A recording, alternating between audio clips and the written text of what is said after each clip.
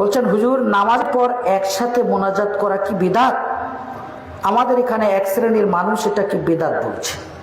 চামড়ার মুখ যে যার মতো বলতে পারে, তবে মনে রাখা দরকার কোরআন মাজিদে আল্লাহ রাব্বুল আলামিন বলেছেন মা ইয়ালফিজু মিন কাউলিন ইল্লা লাদাইহি রাকিবুন আতীদ। মানুষ মুখ দিয়ে যা কিছু বলে এসব সংরক্ষণ করার জন্য অতন্দ্র প্রহরী ফেরেশতারা লেখার জন্য সদা তৈরি। আল্লাহর কাছে সব লিপিবদ্ধ হচ্ছে, জবাব দিতে হবে। ইচ্ছা মতো বিদআত বলে দেবেন, ইচ্ছা মতো সুন্নত বলে দেবেন, হবে না, হবে না। তাহকিকে আসুন, উলামা ইকরাম কি তাহকিক করেছেন, সালাফে সালেহিন কি তাহকিক করেছেন। তাহকিকে চলে আসুন, কোরআন ও সুন্নাহর আলোকে চলে আসুন। আমি কয়েকদিন আগে ঘুটিয়ারি শরীফের আলোচনায় বলেছিলাম সম্মিলিত মোনাজাত বিদআত নয়, মুস্তাহাব, এটাই চূড়ান্ত। আপনি আসসালামু আলাইকুম ওয়া রাহমাতুল্লাহ, আসসালামু আলাইকুম ওয়া রাহমাতুল্লাহ সালাম ফিরিয়েছেন, নামাজ খতম। চাইলে আপনি চলে যেতে পারেন, তবে কিছু মুস্তাহাব আমল আছে যেগুলো করলে সওয়াব, না করলে গুনাহ নেই। 33, 34 বার পড়ুন, সুবহানাল্লাহ, আলহামদুলিল্লাহ, আল্লাহু আকবার পড়ুন, আয়াতুল কুরসি পড়ুন, বেশ কিছু দোয়া আছে পড়ুন। মোনাজাত, হাত তুলে মোনাজাত, ইজতিমাই মোনাজাত কে বলেছে বিদআত? আচ্ছা, আমি জিজ্ঞেস করছি, যাদের বুঝি আসে না তাদের জিজ্ঞেস করছি, মিডিয়ার সামনেই বলছি, আমরা টুপি মাথায় দিয়ে নামাজ পড়ি, পড়ি না? পড়ি তো? আচ্ছা, টুপি মাথায় দিয়ে পাবন্দি সহকারে যারা নামাজ পড়েন হাত তুলুন তো। টুপি মাথায় দিয়ে পাবন্দি সহকারে, সবাই তো তুলেছেন, রাখুন। যারা বলছেন নামাজের পর ইজতিমাই দোয়া পাবন্দি সহকারে বিদআত, তারা টুপি মাথায় দিয়ে পাবন্দি সহকারে টুপি মাথায় দিয়ে নামাজ পড়েন না? পড়েন না? আর আপনারা কি দেখেন, পড়েন না? পড়েন না? পড়েন। আমি মোহাম্মদ নাসিরউদ্দিন চাঁদপুরি মিডিয়ার সামনে বলে যাচ্ছি, আমার নবী সাল্লাল্লাহু আলাইহি সাল্লাম পাবন্দি সহকারে টুপি মাথায় দিয়ে নামাজ পড়েছেন। একটা সহিহ হাদিস দেখাতে পারবেন কি?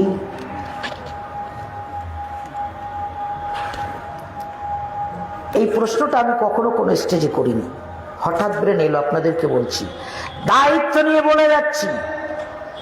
যারা চ্যাটাং চ্যাটাং করছেন নামাজের পরে সম্মিলিত মোনাজাত, তাদের প্রশ্ন, নামাজের পর মোনাজাত মানে দোয়া হাত তুলে পাবন্দি সহকারে সম্মিলিত ভাবে দেখাও হাদিস। তারা চাইছে এমন একটা হাদিস যে রাসূল সাল্লাল্লাহু আলাইহি ওয়াসাল্লাম বলেছেন কিংবা করেছেন, সালাম ফেরানোর পরে সম্মিলিত মোনাজাত পাবন্দি সহকারে। তারা একটা হাদিস চাইছে, আমি ঠিক সেই রকম চাইছি আপনারা পাবন্দি সহকারে টুপি মাথায় দিয়ে নামাজ পড়েন। আমার রাসূল সাল্লাল্লাহু আলাইহি ওয়াসাল্লাম কিংবা সাহাবায়ে কেরাম পাবন্দি সহকারে টুপি মাথায় দিয়ে নামাজ পড়েছেন, এর একটা হাদিস চাইছি। পারবেন না? পারবেন না? কিয়ামতের সকাল পর্যন্ত একটা এমন হাদিস দেখাতে পারবেন না যে আমার রাসূল সাল্লাল্লাহু আলাইহি ওয়াসাল্লাম কিংবা সাহাবায়ে কেরাম পাবন্দি সহকারে টুপি মাথায় দিয়ে নামাজ পড়েছেন বা পড়তে বলেছেন। পাবেন না এমন কোন হাদিস। তবে ওটা করেন কেন?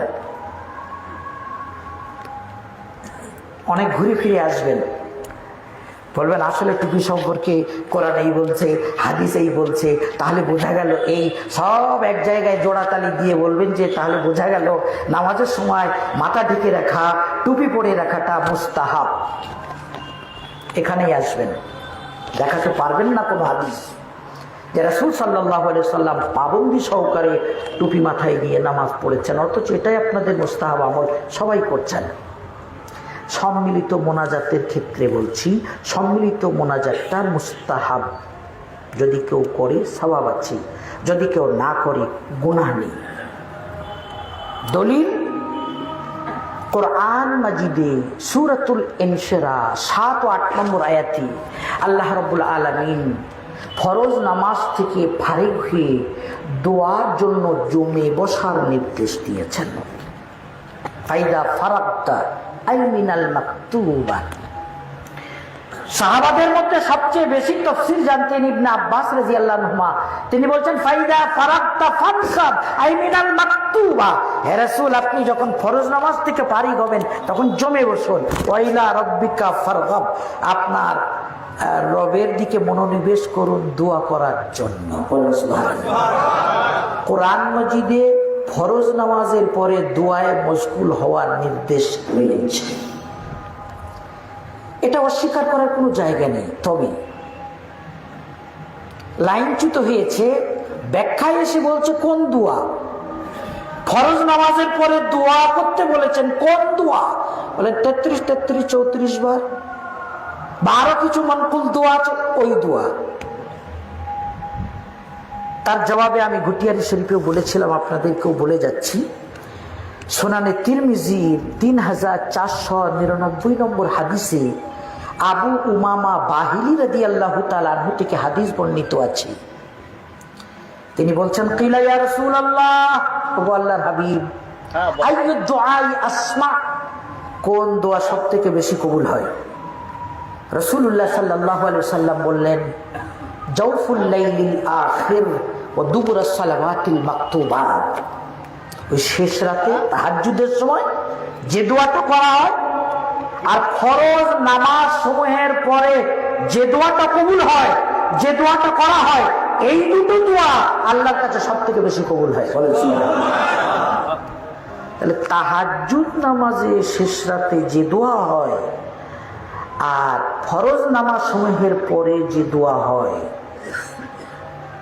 33, 33, 34 বার তাহাজ্জুদ নামাজে আপনারা পড়েন তো তাহাজ্জুদ নামাজে কিসের দোয়া? সহিহ বুখারী তাহাজ্জুদ অধ্যায় খুলে দেখুন, বিশেষ করে 3টি দোয়ার কথা বলা আছে। আল্লাহ, আমি গুনাহগার, আমাকে ক্ষমা করো, ইস্তেগফার করার কথা আছে। আল্লাহ, আমি বড় অভাবী, আমাকে রিজিক দান করো, রিজিকের জন্য দোয়া করার কথা বলা আছে। ওগো আল্লাহ, আমি অসুস্থ, আমাকে শিফা দান করো, রোগ থেকে শিফা, আল্লাহর কাছে অন্ন চাওয়া, রুজি চাওয়া, আর তওবা ইস্তেগফার। আরো দোয়া করতে পারেন, বিশেষ করে এই দোয়াগুলোর কথা বলা আছে। চাও বান্দা, রুজি চাও, ক্ষমা চাও, শিফা চাও, কি চাইতে হবে? দরজা খোলা।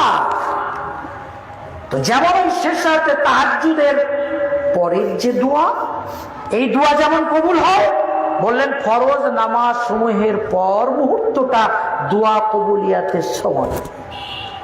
33, 33, 34 বার তাসবিহ তাহমিদ তাকবীর পড়েছেন, দোয়া বলে চালিয়ে দিয়ে পালাতে পারলেই বাঁচেন না। একজন আমাকে বললেন, হুজুর চ্যালেঞ্জ থাকলো, নবী সাল্লাল্লাহু আলাইহি ওয়াসাল্লাম কোনদিন সালাম ফিরিয়ে হাত তুলে মোনাজাত করেছেন, হাদিস দেখাতে পারবেন? তখন আমার এই হানাফি কেল্লা লেখা হয়নি। তো আমি দেখলাম যে এত বড় চ্যালেঞ্জ, নবীজি আমার নামাজের সালাম ফিরিয়ে হাত তুলে কিবলামুখী হয়ে দোয়া করছেন, একটা হাদিস চাইছে। তো আমি আমার হানাফি কেল্লায় লিখেছি, তাফসিরে ইবনে আবি হাতিমে 5872 নম্বর হাদিস। যারা হাদিস নম্বরটি খুঁজে পাবেন না, দেখবেন সূরাতুন নিসা 97 নম্বর আয়াতের ব্যাখ্যায় লেখা আছে। তাফসিরে ইবনে আবি হাতিমে সহিহ সনদে লেখা আছে, রাসূলুল্লাহ সাল্লাল্লাহু আলাইহি ওয়াসাল্লাম বাদামা সাল্লামা, সালাম ফেরানোর পর, রাফা ইয়াদাহু, হাত উত্তোলন করলেন, ওয়া মুস্তাকবিলুল কিবলাতি, তিনি কিবলার দিকে মুখ করে আছেন, ওয়াকালা, আর এই বলে দোয়া করলেন, আল্লাহ, আমার উম্মতের যারা মজলুম তাদের উপরে মদদ করো, যারা কাফেরদের হাতে ফেসে আছে, আল্লাহ তুমি তাদের নাজাতের জরিয়া বানিয়ে দাও। রাসূল সাল্লাল্লাহু আলাইহি ওয়াসাল্লাম নাম ধরে ধরে দোয়া করেছিলেন। তাফসিরে ইবনে আবি হাতিম সূরাতুন নিসা 97 নম্বর আয়াতের তাফসিরে হাদিসটি লেখা আছে। সূরাতুন নিসার তাফসিরে যদি খুঁজে না পান, হাদিস সিরিয়াল নম্বর দিয়ে খুঁজবেন, তাফসিরে ইবনে আবি হাতিম 5872 নম্বর হাদিস। নবী সাল্লাল্লাহু আলাইহি ওয়াসাল্লাম সালাম ফেরানোর পরে হাত তুলে মোনাজাত করেছেন কিবলার দিকে ফিরিয়ে। বলছে হুজুর তা নাই হলো, এই যে সব একসঙ্গে মিলে আমিন আমিন করে,